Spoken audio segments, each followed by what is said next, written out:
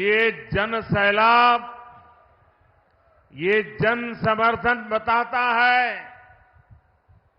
बाड़मेर की जनता बीजेपी को भरपूर आशीर्वाद देने का संकल्प ले चुकी है।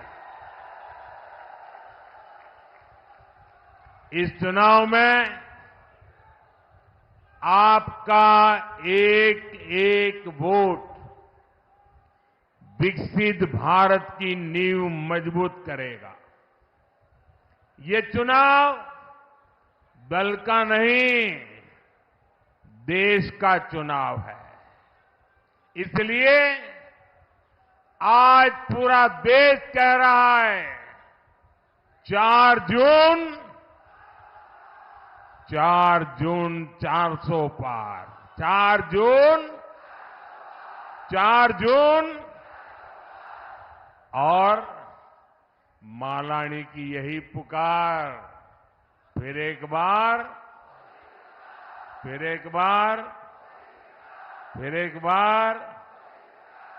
भाइयों और बहनों, बाड़मेर हमारी पार्टी के वरिष्ठ स्वर्गीय जसवंत सिंह जी का क्षेत्र है।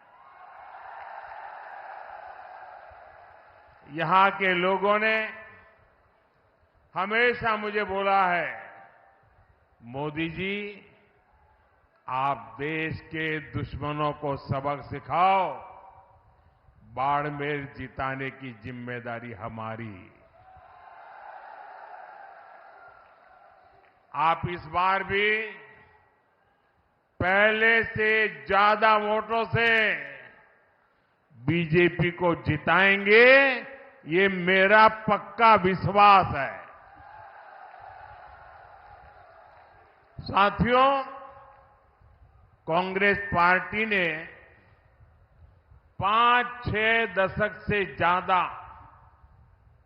देश पर हुकूमत की, लेकिन देश की कोई एक बड़ी समस्या ऐसी नहीं जिसका संपूर्ण समाधान कांग्रेस ने दिया हो। राजस्थान के लोगों से बेहतर इस बात को कौन जानेगा।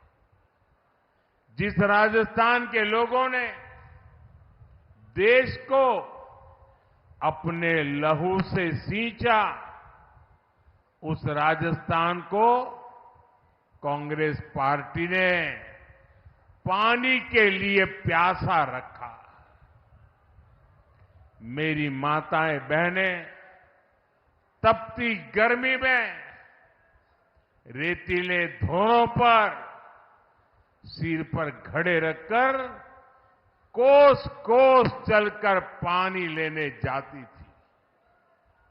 हमारी बहनें यहां कहती थी, घी ढुले तो मारो कुछ न जासी, पानी ढुले मारो सब कुछ जासी। यानी पानी घी से भी ज्यादा मूल्यवान था। लेकिन 70 साल तक किसी ने इन माताओं बहनों की नहीं सुनी। जब आपने आपके बेटे मोदी को सेवा करने का मौका दिया, मैंने जल जीवन मिशन शुरू करके इस त्रासदी को खत्म करने का बीड़ा उठाया। जल जीवन मिशन से हमने राजस्थान के 50 लाख घरों तक पानी पहुंचाया है। लेकिन जितने दिन राजस्थान में कांग्रेस सरकार रही, उसने जल जीवन मिशन में भी जमकर भ्रष्टाचार किया। कांग्रेस ने राजस्थान तक पानी लाने के लिए ईआरसीपी परियोजना भी पूरी नहीं होने दी। वहीं हमारे भजनलाल शर्मा जी की सरकार ने 100 दिन के भीतर ही ईआरसीपी परियोजना को पास करवाया है। हरियाणा से पानी का समझौता भी हो गया है और हम लोग तो चाहे राजस्थान हो या चाहे गुजरात हो, हम लोग तो लाखा बंजारा को अपना आदर्श मानने वाले लोग हैं।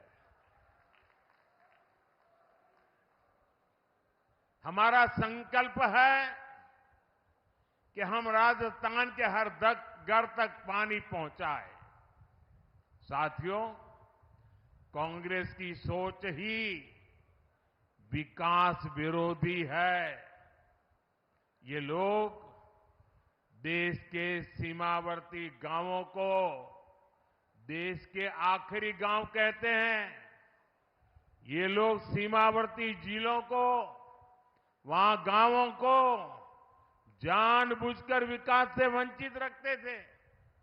और आप हैरान हो जाएंगे, क्यों रखते थे, क्या तर्क देते थे। ऑफिशियली बताते थे, वो कहते थे कि सीमा के पास विकास होगा तो दुश्मन देश के भीतर आकर कब्जा करने की संभावना बढ़ जाएगी।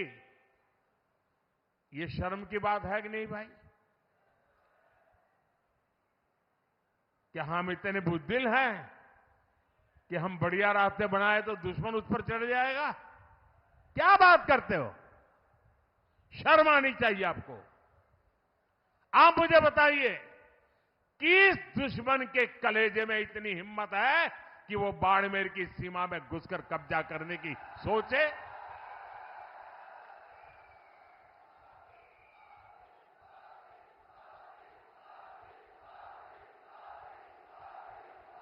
है हिम्मत किसी में? भाइयों बहनों, हम सीमावर्ती इलाकों को, सीमावर्ती गांवों को आखिरी गांव नहीं, देश का प्रथम गांव मानते हैं। हमारे लिए देश की सीमा यहां पूरी नहीं होती है, हमारे यहां से देश शुरू होता है। आज अगर देश में 4 करोड़ गरीबों को पीएम आवास मिले हैं, तो मेरे बाड़मेर को भी 2.25 लाख गरीबों को पक्के आवास का लाभ मिला है। भाजपा सरकार देश की आखिरी सीमा तक सड़कें और हाईवेज बना रही है। हमने बाड़मेर में मेडिकल कॉलेज भी खोला है। आज सीमावर्ती बाड़मेर में 72,000 करोड़ रुपए लागत की रिफाइनरी शुरू होने जा रही है। और मेरे बाड़मेर के भाई बहन सुनिए, अगर यहां कांग्रेस की सरकार न होती तो मेरे दूसरे टर्म में ही मैं आकर उद्घाटन कर जाता। लेकिन कांग्रेस ने ऐसे ऐसे रुकावटें डाली, लेकिन मैं आपको गारंटी देता हूं, मेरे तीसरे टर्म में मैं रिफाइनरी का उद्घाटन करने जरूर आऊंगा। और जिस दिन रिफाइनरी के उद्घाटन के लिए आऊंगा, उस दिन इस चुनाव विजय के लिए धन्यवाद भी करने आऊंगा।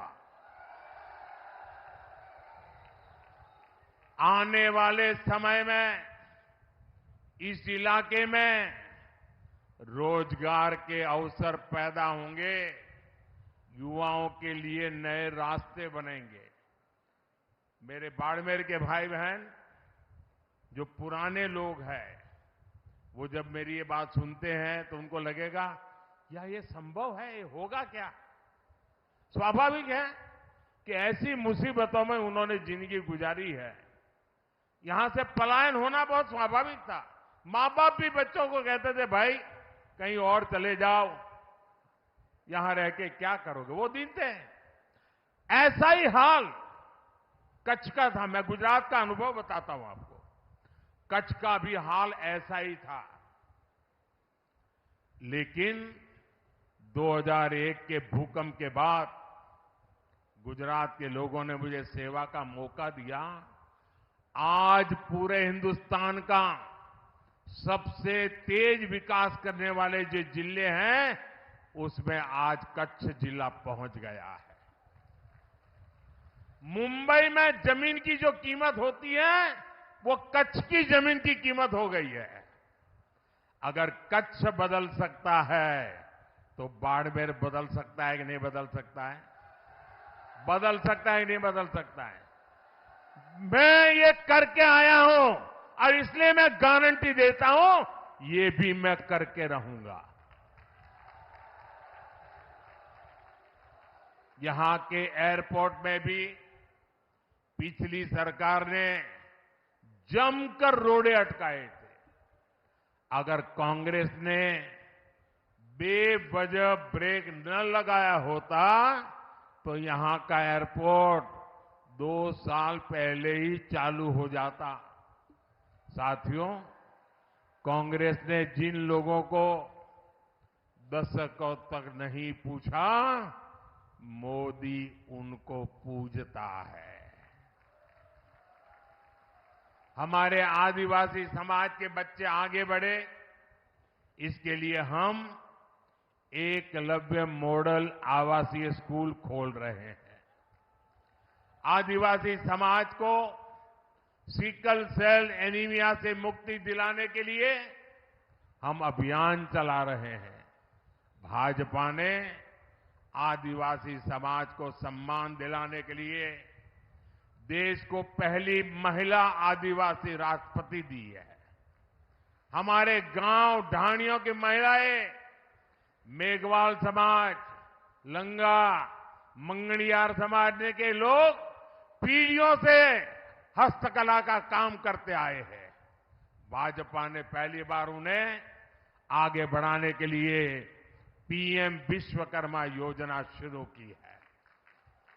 अपनी मेहनत से रेत में भी फसल उगाने वाले यहां के किसानों को भी कभी किसी ने नहीं सराहा। आज हम किसानों के सीधे उनके खातों में पीएम किसान सम्मान निधि भेज रहे हैं।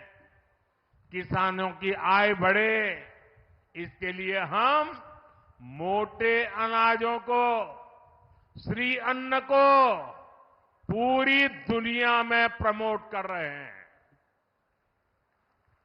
ये हमारा बाजरा कोई पूछता नहीं था, सिर्फ हम गांव के लोग खाते थे।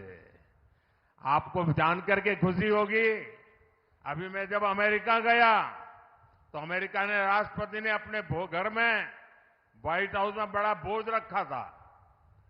लेकिन मजा देखिए, उस भोज में जितनी चीजें खाने के लिए बनाई थी, वो हमारे मोटे अनाज में से बनाई थी। हमारे बाजरे, हमारा ज्वार, उसमें से बनाई थी।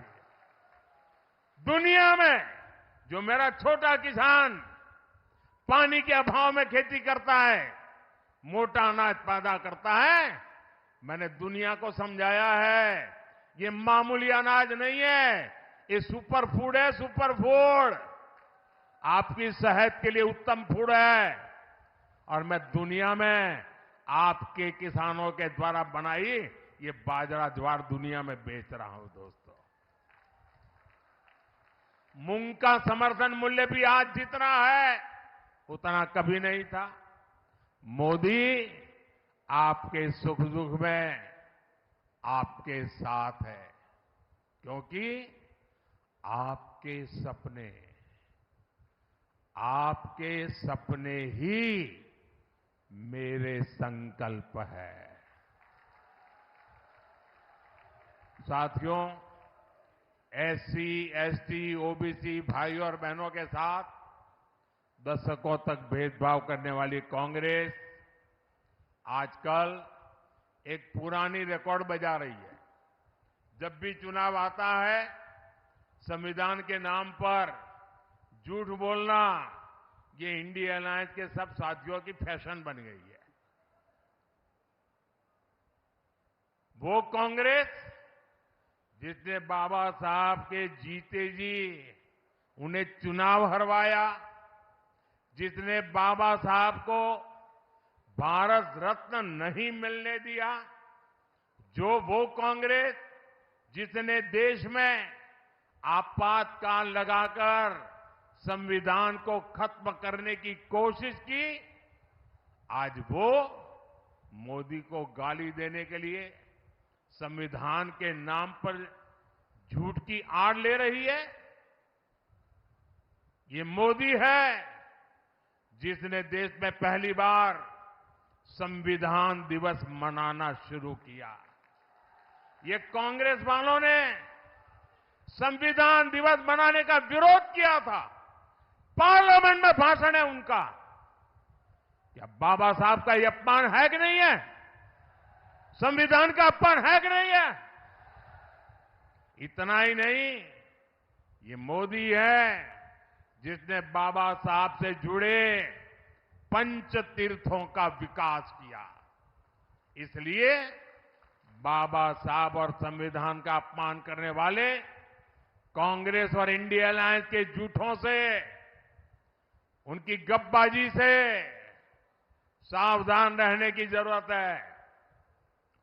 और कांग्रेस वाले सुन लें, ये 400 सीट की बात देश की जनता ने इसलिए की है कि आपने 10 साल पार्लियामेंट में मुझे अच्छे काम करने के लिए रोकने की लगातार कोशिश की है। और इसलिए देश आपको, कांग्रेस को सजा देना चाहता है और साफ कर देने का मन बना लिया है। और जहां तक संविधान का सवाल है, आप मान के चलिए और मोदी के शब्द लिख के रखिए, बाबा साहब आंबेडकर खुद आ जाए तो भी संविधान खत्म नहीं कर सकते हैं। ये हमारा संविधान सरकार के लिए गीता है, रामायण है, महाभारत है, बाइबल है, कुरान है, ये सब कुछ हमारे लिए हमारा संविधान है। साथियों, भारत के खिलाफ ये इंडिया अलायंस वाले कितनी नफरत से भरे हुए हैं, ये इनके मैनिफेस्टो में भी नजर आता है। कांग्रेस के मैनिफेस्टो में तो बंटवारे की, गुनहगार मुस्लिम लीग की छाप नजर आती है। अब इंडिया अलायंस में शामिल एक और दल ने देश के खिलाफ बहुत खतरनाक ऐलान किया है। उन्होंने अपने मैनिफेस्टो में लिखा है, जिस पोखरण की धरती ने भारत को परमाणु शक्ति से संपन्न किया, अब इंडिया अलायंस का कहना है कि हम भारत के परमाणु हथियार नष्ट कर देंगे, दरिया में डुबो देंगे। भारत जैसा देश जिसके दोनों तरफ पड़ोसियों के पास परमाणु हथियार हो, क्या उस देश में परमाणु हथियार समाप्त करना, इसकी सोच ये समाप्त करना चाहता है इंडिया अलायंस। क्या परमाणु हथियार समाप्त होने चाहिए? मुझे सबका जवाब चाहिए। क्या परमाणु हथियार समाप्त होने चाहिए? क्या परमाणु हथियार समाप्त होने चाहिए? मैं जरा कांग्रेस को पूछना चाहता, आपके ये साथी, ये आपके इंडिया अलायंस के साथी किसके इशारे पर काम कर रहे हैं? ये कैसा गठबंधन है जो भारत को शक्तिहीन करना चाहता है। आखिर किसके दबाव में आपका ये गठबंधन हमारे परमाणु ताकत को समाप्त करना चाहता है।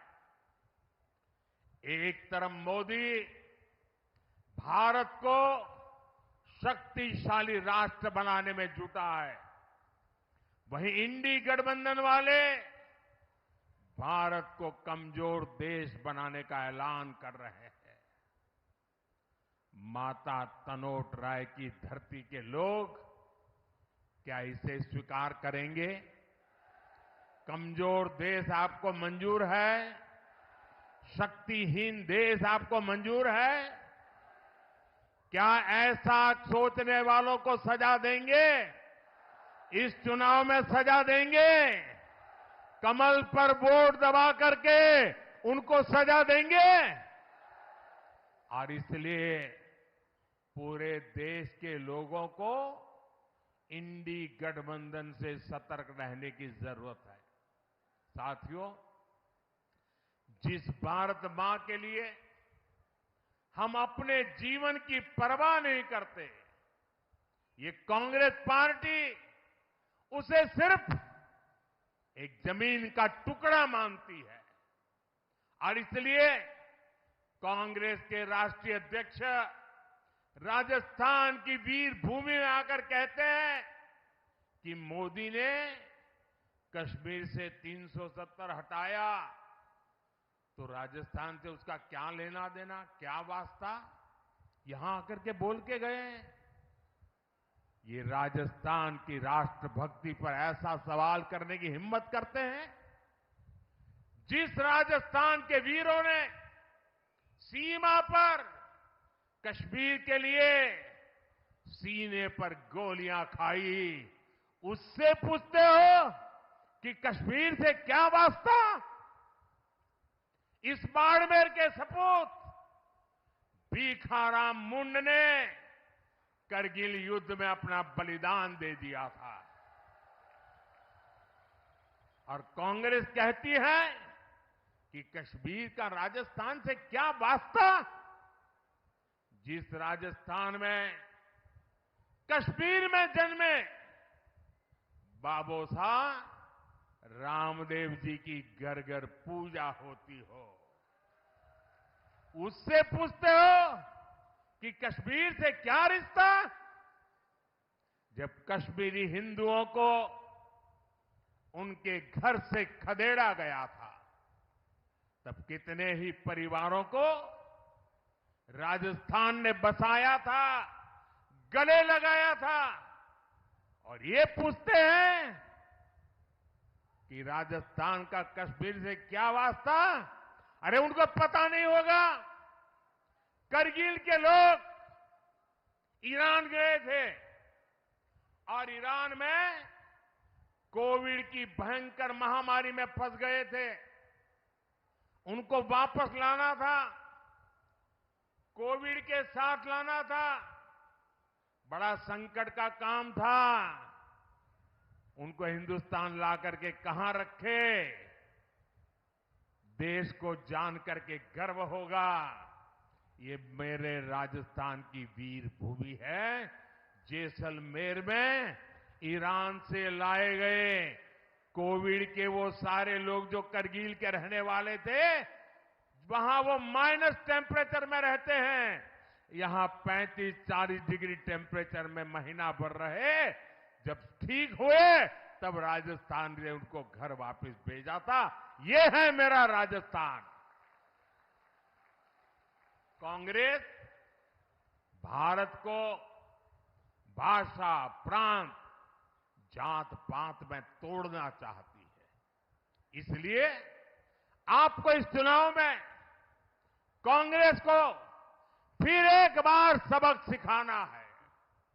साथियों, कांग्रेस हर उस काम का विरोध करती है जो देश हित में होता है। कांग्रेस हर उस ताकत के साथ खड़ी हो जाती है जो देश विरोधी होती है। आप देखिए, हम लोग देश में, राजस्थान में शक्ति की उपासना करते हैं, माता की उपासना करते हैं। लेकिन कांग्रेस के शहजादे कहते हैं कि वो हिंदू धर्म की शक्ति का विनाश कर देंगे। अरे मेरी माताओं बहनों की ताकत तुम नहीं जानते हो। किसी मर्द को आगे नहीं बढ़ाने पड़ेगा। इस शक्ति को नष्ट करने वालों को ये मेरी माता बहनें ही निपट लेगी। देश में राम मंदिर निर्माण का पुनीत पावन काम होता है, कांग्रेस उसका भी बहिष्कार करती है। और कांग्रेस करती क्या है? कांग्रेस रामनवमी की शोभा यात्रा पर राजस्थान में पत्थरबाजी करने वाले दंगाइयों को संरक्षण देती है। देश में घुसपैठिए आते हैं तो कांग्रेस उनका स्वागत करती है। लेकिन भारत विभाजन का विरोध करने वाले हमारे दलित और सिख भाई बहनों को नागरिकता देने वाले सीएए का ये विरोध करते हैं। मैं आपसे पूछता हूं, क्या कांग्रेस एक भी सीट राजस्थान से जीतने की हकदार है क्या? हकदार है क्या? एक भी सीट बचनी चाहिए क्या उनकी? इस बार तो उनकी सीटों की जमानत जानी चाहिए भाइयों।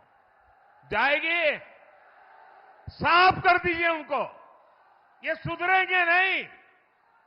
साथियों, 26 अप्रैल को राजस्थान और देश के भविष्य के लिए एक बहुत बड़ा दिन है। और मैं रिफाइनरी के उद्घाटन के लिए जब आऊंगा तब आपको मैं याद कराऊंगा कि इसका महत्व क्या है। भारतीय जनता पार्टी ने बाड़मेर से कमल की जिम्मेदारी भाई कैलाश चौधरी जी को दी है। इसलिए आपको मोदी की गारंटी पर भरोसा करते हुए कमल पर बटन दबाने के लिए प्रार्थना करने आया हूं। आपके आशीर्वाद लेने आया हूं। मेरी माताएं बहनों के आशीर्वाद, मेरे नौजवानों के आशीर्वाद, मेरे बुजुर्गों के आशीर्वाद, धानी धानी मेरे किसान भाई बहनों के आशीर्वाद, यही मेरी ऊर्जा है, यही मेरी ताकत है।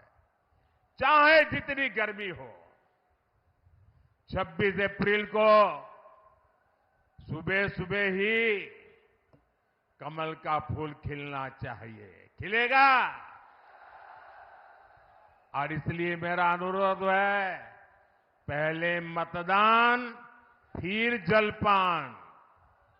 पहले मतदान फिर अच्छा, मेरा एक और काम करोगे? जरा हाथ ऊपर करके बताइए, करोगे? सबके सब करोगे? माताएं बहनें भी करेगी? देखिए, पहले तो मैं राजस्थान में बहुत घूमा हूं, सब दूर जाता था, संगठन का काम करता था, इन सबके साथ कंधे से कंधा मिलाकर के काम किया है। लेकिन अब आपने इतना काम दिया है कि मैं सब जगह पे जा नहीं सकता हूं। तो मेरा एक काम करोगे? घर घर जाकर बताइएगा कि अपने मोदी बाड़मेर आए थे और मोदी ने आपको प्रणाम कहा है। मेरा प्रणाम पहुंचा दोगे? हर परिवार में मेरा प्रणाम पहुंचाओगे? हर माता बहन को मेरा प्रणाम पहुंचाओगे? हर बुजुर्ग को मेरा प्रणाम पहुंचाओगे? जब इन सबको मेरा प्रणाम पहुंचेगा ना, तो वो मन से मुझे आशीर्वाद देंगे और वो आशीर्वाद मुझे ऐसी ताकत देगा कि विकसित भारत का सपना पूरा करने के लिए मैं अपनी पूरी ऊर्जा